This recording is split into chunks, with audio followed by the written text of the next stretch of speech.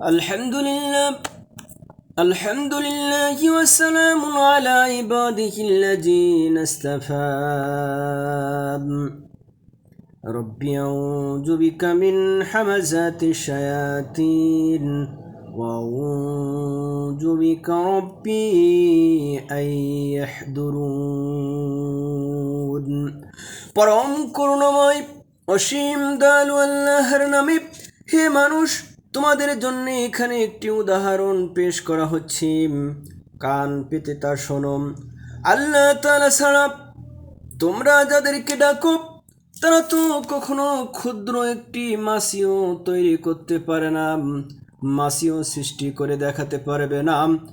যদি এই কাজের জন্য তারা সবাই একত্রিত হয় তবুও নয়। এমনকি যদি সেই মাছি তাদের কাছ থেকে কোনো কিছু ছিনিয়ে নিয়ে যায় তবে তারা তার কাছ থেকেও তা ছাড়িয়ে নিতে পারবে না। কত দুর্বল যারা এদের কাছে সাহায্য প্রার্থনা করে, কত দুর্বল তারা যাদের কাছে সাহায্য প্রত্যাশা করা হয়। আসলে এই মূর্খ ব্যক্তিরা আল্লাহ তাআলাকে কোনো মূল্যায়নই করতে পারেনি, ঠিক যেভাবে তার ক্ষমতার মূল্যায়ন করা উচিত ছিল। আল্লাহ তাআলা নিশ্চয় পরাক্রমশালী।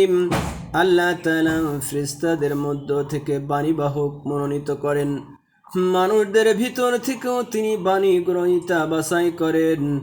অবশ্যই আল্লাহ তাআলা সব কিছু শোনেন ও সব কিছু দেখেন।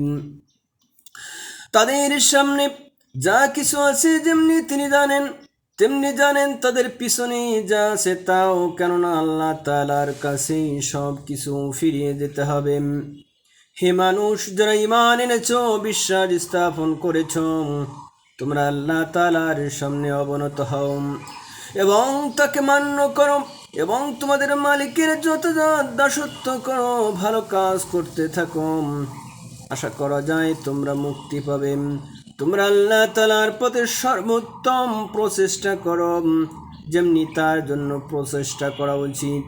তিনি দুনিয়ার নেতৃত্বের জন্য তোমাদেরই মনোনীত করেছেন এবং এই জীবন বিধানের ব্যাপারে তিনি তোমাদের উপর কোনো সংকীর্ণতা রাখেননি। তোমরা তোমাদের জাতির পিতা ইব্রাহিমের দিনের উপর প্রতিষ্ঠিত থাকো। সে আগেই তোমাদের মুসলিম নাম রেখেছিল।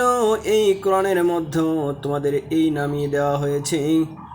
তোমাদের আঁচল যেন তোমাদের মুসলিম হওয়ার উপর সাক্ষ্য প্রদান করতে পারে, আর তোমরাও গোটা মানব জাতির ওপর আল্লাহর দ্বীনের সাক্ষ্য প্রদান করতে পারো। তোমরা সালাত প্রতিষ্ঠা করো এবং যাকাত আদায় করো। আল্লাহ তাআলার রশি শক্তভাবে ধারণ করো, তার বিধানকে শক্তভাবে ধারণ করো। তিনি তোমাদের একমাত্র অভিভাবক, কত উত্তম অভিভাবক তিনি, কত উত্তম সাহায্যকারী তিনি। সুবহান রাব্বিকা রাব্বিল ইজ্জাতি আম্মা ইয়াসিফুন ওয়া সালামুন আলাল মুরসালিন والحمد لله رب العالمين।